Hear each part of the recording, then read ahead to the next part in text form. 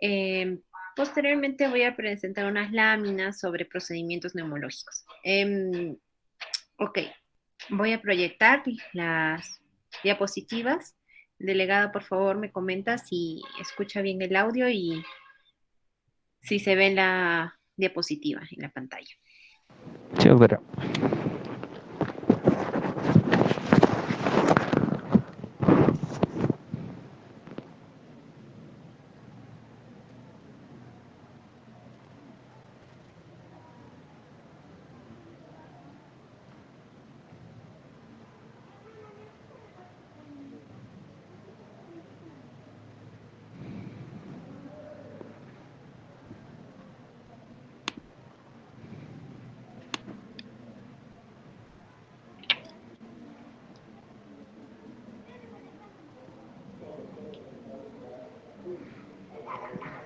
Sí, doctora, sí se ve su lámina, doctora.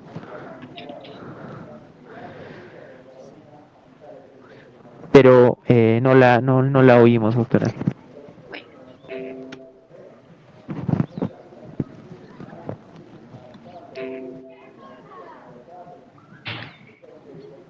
el tema de hoy es hidatidosis pulmonar, una enfermedad con relativa frecuencia en el sur del país. La hidatidosis pulmonar es la principal cestodosis en el ser humano, causado por formas larvarias. La hidatidosis o equinococosis se presenta en el 90% de los casos en el hígado-pulmón, en una relación de 2:1 a 3:1, en pacientes con síntomas clínicos. Fue descrito en Argentina por primera vez con el término de quistidatídico en 1901 por Racetti.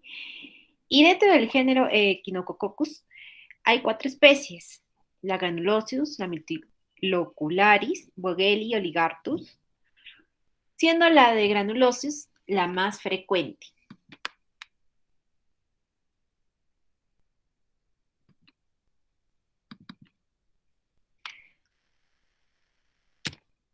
Este es el Echinococcus granulosus, mide 5 milímetros, tiene un pequeño escólex con 4 ventosas y 40 ganchos.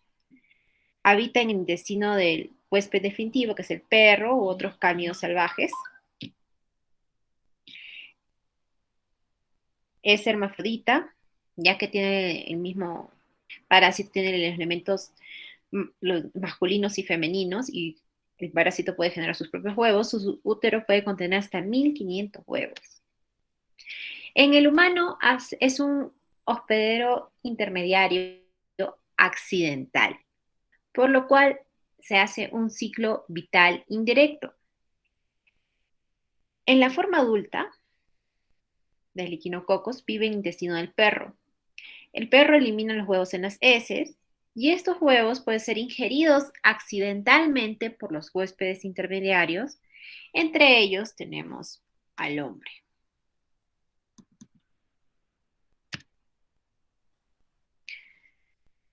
En el intestino delgado, ¿no? El intestino delgado, los huevos van a eclosionar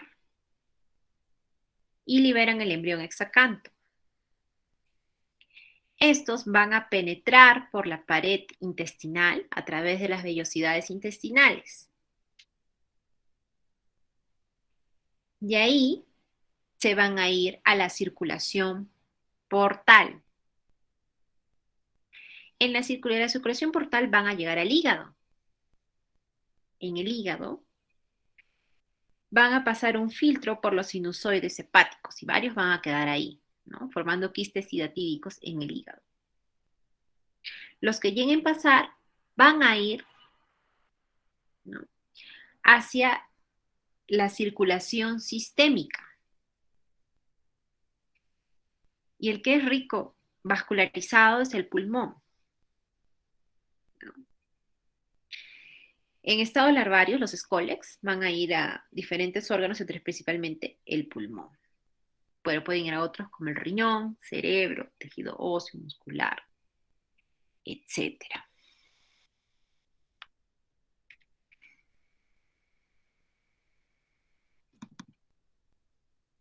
Los quistes hidatídicos poseen diferentes localizaciones, pero el 65% se localiza en el hígado y el 10% aproximadamente en el pulmón, seguido del cerebro, etc. Por ejemplo, acá tenemos un corte axial de una tomografía de pulmón donde se observa una cavidad con contenido y nivel hidroaéreo. Acá tenemos otro corte donde se observa un quiste hidatídico de más de, eso es la regla de la tomografía, más de 3 centímetros, ¿no? Debe tener alrededor de 6 a 9 centímetros, ¿no? Eh, intrapulmonar derecho, ¿no? Esto condiciona puede generar compresión, condiciona hemorragias, atrofias de tejidos, necrosis de compresión vascular, hipertensión endocrina y tericio, entre otros. Aproximadamente el 75% de los quistes se localizan en el hígado, sobre todo en el lóbulo derecho, 30% en el pulmón y alrededor del 15% en otros órganos. En 20% de los casos se observan quistes en varias ubicaciones, ¿no? Son quistes con contenido claro, transparente o blanco, que mantiene el quiste distendido, puede tener capas. La capa externa es formada por mucopolisacáridos, esa celular y de estructura laminada, y la capa interna o membrana germinativa prolifera y origina agregados celulares que se vacuolizan y forman las denominadas vesículas porolíferas. A su vez, por gemación interior de ellas se forman los escólex, o cabezas de las futuras tenias. Con el tiempo, estas vesículas se desprenden de la membrana germinativa y flotan en el interior del quiste, las vesículas hijas.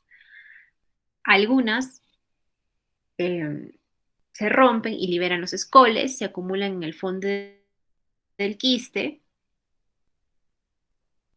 um, en forma denominada arena diatídica. En el quiste está envuelto por una cápsula de tejido conjuntivo adventicio que procede de la transformación fibrosa del órgano donde se siente. Crece lentamente alrededor de 1 centímetro por año, comprimiendo las estructuras adyacentes.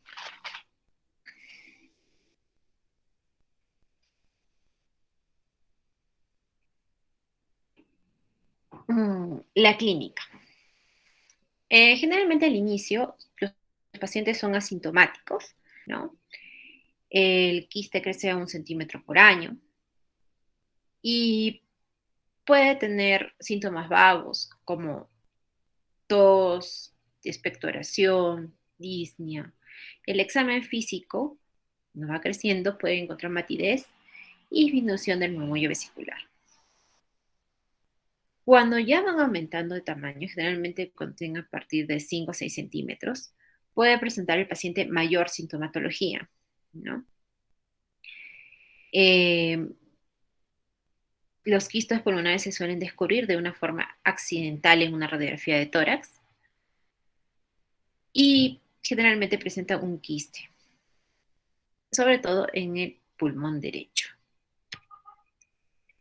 Cuando estos quistes se rompen, vamos a tener la llamada y conocida vómica, que es la expulsión con la tos de elementos hidatídicos macromicroscópicos, un líquido sabor salado con restos de membranas, vesículas y elementos de la arenilla hidatídica. La vómica puede ser fraccionada, inaparente y puede acompañarse de hemoptisis. Si el quiste es evacuado a los bronquios en forma parcial, se puede producir un hidroneumoquiste, como en la primera fotografía que vimos, que fue un quiste con nivel hidroaéreo. Se puede sobreinfectar y ser un pioneumoquiste. En un 5% de los casos queda retenida en la cavidad de elementos hidatídicos. Se produce lo que se llama membranas encarceradas. Los quistes hidatídicos crecen hacia la superficie pulmonar, pueden romperse la cavidad pleural, originando una reacción serosa y rara vez una hidatidosis pulmonar secundaria. Ese líquido hidatídico causa una estimulación antigénica importante, pudiendo causar una reacción anafiláctica, con reacciones de urticaria, aumento de hemoglobina E o eosinofilia. El shock anafiláctico como manifestación de la enfermedad es infrecuente, que oscila entre 1 a un 7.5%. El diagnóstico etiológico es fácil cuando el shock se presenta durante la manipulación quirúrgica de quiste diatídico, pero la dificultad surge cuando se produce por una rotura. Hay roturas espontáneas del mismo que generan una urgencia quirúrgica, ¿no? Por ejemplo, acá tenemos una radiografía de pulmón donde vemos un quiste pulmonar izquierdo. Es otra corte de algunas fotografías de un niño, 9 años, que tenía quistes con niveles hidroaéreos en los dos lados, ¿no? Predominio derecho, y que se le brinda tratamiento con albendazol. No obstante, cuando el quiste es indicación quirúrgica, cuando el paciente tiene un quiste de 5 centímetros o más. Hay una clasificación que es la clasificación de Polat, en base a la apariencia radiológica. El tipo 1, cuando es un quiste simple sin arquitectura interna. Tipo 2, cuando hay vesículas hijas redondeadas en la periferia del quiste, vesículas de menor atenuación del quiste. 2B, hijas de mayor tamaño y morfología irregular, que ocupan la totalidad, casi totalidad del quiste. 2C, masa de densidad relativamente alta con calcificaciones dispersas y algunas con vesícula ocasional, representan un quiste que se está degenerando, un quiste antiguo, viejo. El tipo 3, que son quistes muertos cuando tienen calcificaciones. Y el tipo 4, que es un quiste complicado por rotura sobre infección de un quiste tipo 1 y 2. En cuanto al laboratorio, nosotros vamos a diagnosticar un quiste hidatídico por la clínica del paciente, las imágenes, y también podemos confirmarlo con laboratorio. Lamentablemente no todos los hospitales tienen el kit de detección de anticuerpos de estos que generan estos quistes. ¿Cuáles son los mencionados en la literatura? Por ELISA, el IgG y el Western blot, que permiten detectar anticuerpos contra los antígenos del parásito. Son las técnicas de elección si se desea estudiar casos sospechosos. La primera considera el tamizaje de screening y la segunda es de confirmación en adultos. Y otro marcador es la detección de inmunoglobulina E, de sensibilidad por ELISA, puesto que permite hacer un seguimiento en los controles postquirúrgicos. En caso de pacientes con tratamiento médico, se propone realizarlo cada 3 a 6 semanas, a 6 meses, diré, hasta que la inmunoglobulina E se negativice, que generalmente ocurre a los 30 días. Se recomienda el tamizaje de serología, por ejemplo, poblaciones de alto riesgo como PUNO, por ejemplo, ¿no? Que tenemos varios casos, y la negatividad de una prueba serológica no siempre me va a descartar la presencia de un quiste. También hay otro examen de laboratorio, que es la electrofloresis. Se basa en una banda de precipitación en la zona de albúminas conocida como arco 5, con una sensibilidad del 94%. Entonces, si hay sospecha diagnóstica clínica en un paciente, hay que pedirle ELISA, IgG si es negativo y no acompaña de clínica, entonces descartamos el caso. Si sale positivo, me confirmamos mediante Western blot. El tratamiento quirúrgico, como mencionamos, eh, generalmente se da a quistes mayores de 5 centímetros y los de menores de 5 centímetros se reserva el tratamiento médico. O los pacientes que son inoperables, entre otros. Los fármacos utilizados son los derivados de benzodiazepínicos y de entre ellos el de elección es el albendazol, porque tiene una buena absorción, que va a impedir que el parásito use la glucosa para poder nutrirse. Se recomiendan ciclos de 3 a 6 ciclos, de 4 a 6 semanas, y como quimioprofilaxis 4 a 7 días antes de la cirugía y 1 a 3 ciclos en el postquirúrgico.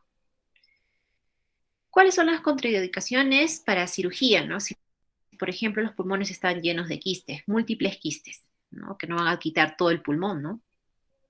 Quistes no viables, son quistes calcificados, viejos, antiguos, que ya no van a proliferar. Quistes de difícil abordaje. La estrategia de prevención consiste en romper el ciclo biológico con una buena higiene, desparasitar a los perros, tomar agua potable, lavar bien los alimentos. La dosis de Bendazol es de 10 miligramos por kilo de peso por día en dos tomas diarias después del almuerzo y cena por 3 ciclos de 30 días cada uno sin interrupciones. Se aconseja cuando el paciente sufre de dispepsia o gastritis o tiene molestias gástricas asociarlo a omeprazol. La dosis máxima en niños es 400 y en adultos 800. Previo al tratamiento y cada 30 días después de iniciar cada ciclo se debe reevaluar con exámenes cada paciente. Con hemograma, perfil hepático y creatinina. Además, se solicitará la determinación de anticuerpos específicos de IgG o IgE por ELISA o Western Blot antes del tratamiento posterior a él, a los 3, 6 y 12 meses. Con otros métodos para evaluar el seguimiento del paciente, radiografías de tórax periódicas a los 3, 6 y 12 meses de realizada la terapia o ecografía. Y mencionan que debe hacerse un control anual, algunas literaturas mencionan hasta 10 años post tratamiento, para observar si es que va a ocurrir una recidiva, ¿no? Y clínicamente es el seguimiento para ver si hay intolerancias al tratamiento. Los efectos colaterales del albendazol y contraindicaciones no se puede usar en gestantes ni en lactantes, no en epilepsia, ni hepatopatías crónicas, ni hipersensibilidad, ni en menores de 2 años. Y lo que me puede alterar son los leucocitos, las transaminases y la bilirrubina. Eh, como mencionábamos, debe haber un seguimiento imagenológico, de clínica y laboratorial de estos pacientes.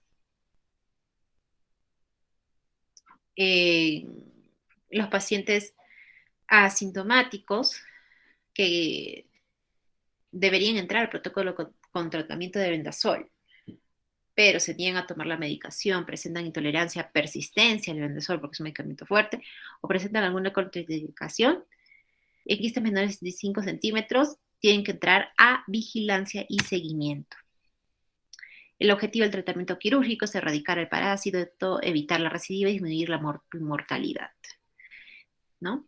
El tipo de cirugía a realizar es conservadora o radical dependiendo de la experiencia de los médicos. La convencional es por medio de toracotomía abierta, una cirugía abierta, es el abordaje de elección, sobre todo con los quistes complicados. Y el tratamiento albendazol con quistes de hasta 5 centímetros. Muy bien, este ha sido la exposición de la infección por parasitosis de equinococos granulosos. Mi audio está fallando, así que no voy a poder tomar las preguntas. Si hay alguna pregunta, será para el próximo clase. Más bien les voy a presentar algunas imágenes de procedimientos de neumología. Un ratito, por favor, porque los voy a cargar.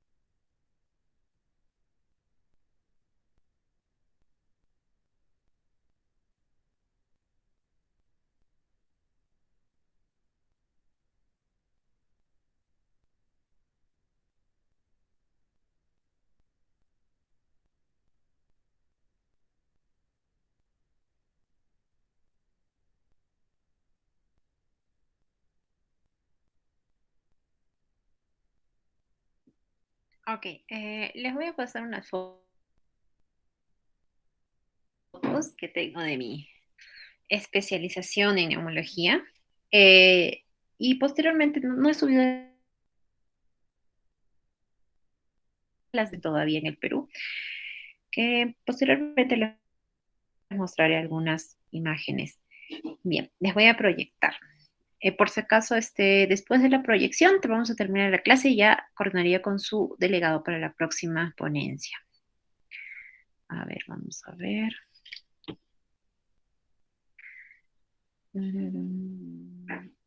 ¿Dónde está?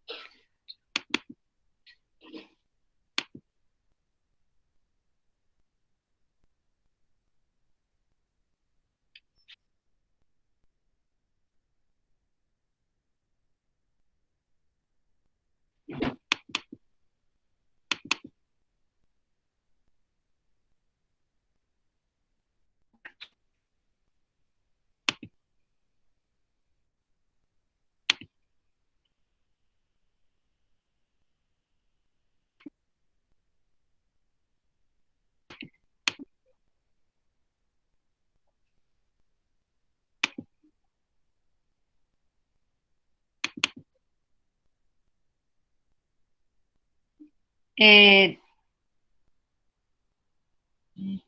Estoy mostrando una foto Sí, sí se puede observar, doctora.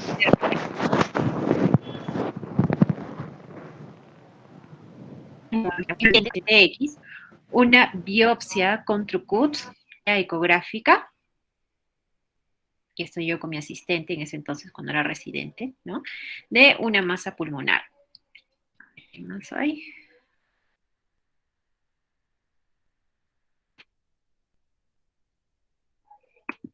¿Dónde se gira?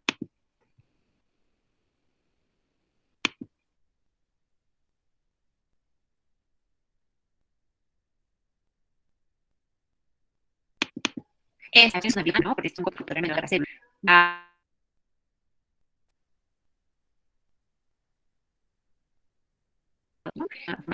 De Trucut es una aguja de Trucut 18G.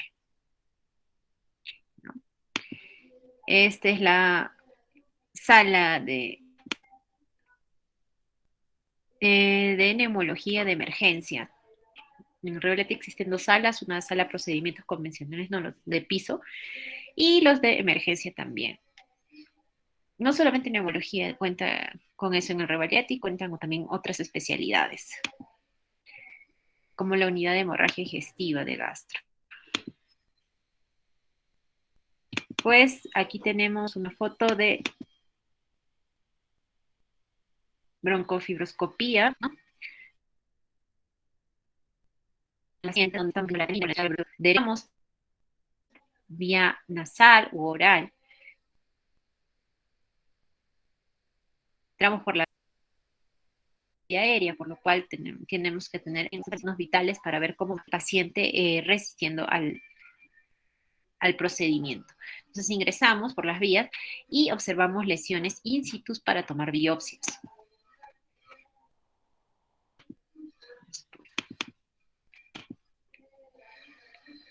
Este también es biopsia pulmonar con guía ecográfica.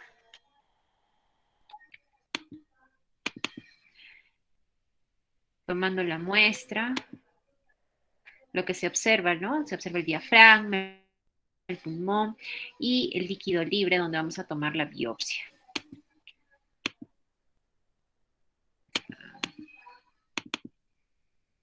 Y también con guía ecográfica tomando la biopsia. Este es en el área de Urbi.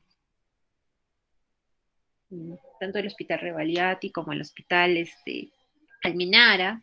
Creo que en el Hospital Case también hay una unidad de radiología intervencionista donde hacen procedimientos invasivos, que es algo, ¿no? Es una subespecialidad de radiología muy interesante. Entonces, hay drenajes hepáticos o en otros órganos,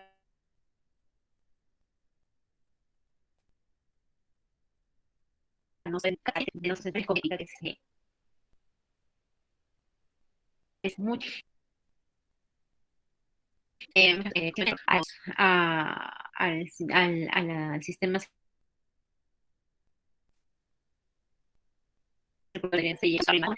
catéter POR para el tratamiento, ¿no? Por ejemplo, de colecistila, cloruro de sodio,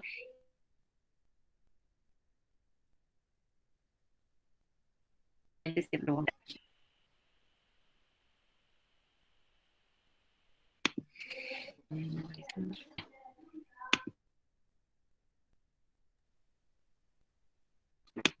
más tengo ahí en esa ventana.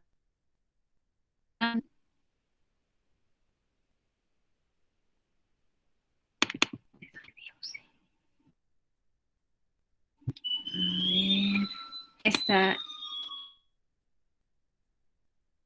es un procedimiento en la UCI, con el tubo endotraqueal, pero tiene que tener un sistema especial para el paciente con ventilador mecánico.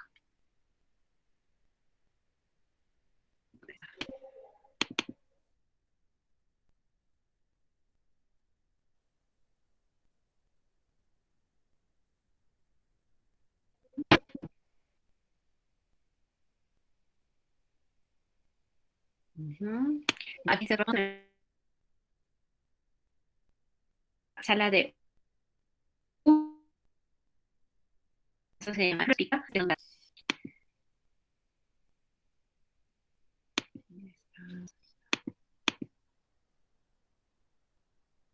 sí, a ti, ¿qué más?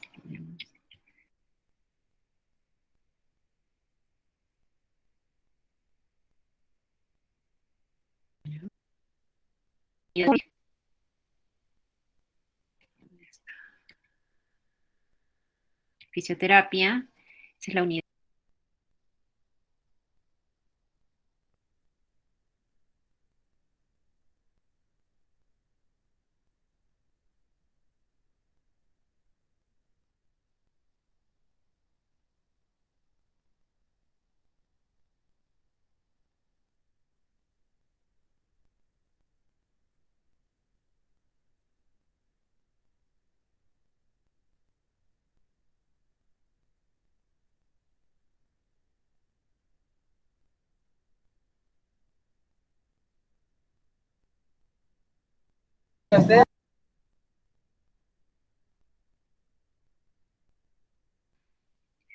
Drenaje de vena cava inferior, por ejemplo, en TEPS que no pueden recibir coagulación.